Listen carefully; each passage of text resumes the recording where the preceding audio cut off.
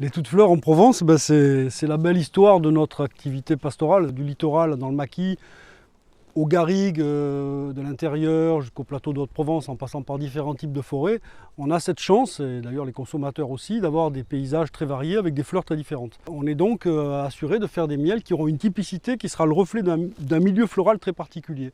Donc ça c'est la première technique, c'est d'aller dans un endroit qui nous plaît, avec une flore qui correspond vraiment à ce qu'on recherche et d'arriver grâce aux abeilles à avoir le goût de cet endroit-là et de le ramener sur votre table. La deuxième façon, c'est de laisser le miel s'accumuler dans la ruche tout au cours du parcours. En fait, on part par exemple du littoral, on va finir sur les lavandes en passant par la montagne. On laisse le miel s'accumuler dans la ruche et à la fin, on a le résultat, mais ça sera le reflet de la totalité du parcours sur une saison. Donc ça, c'est le miel de Provence, souvent le plus classique.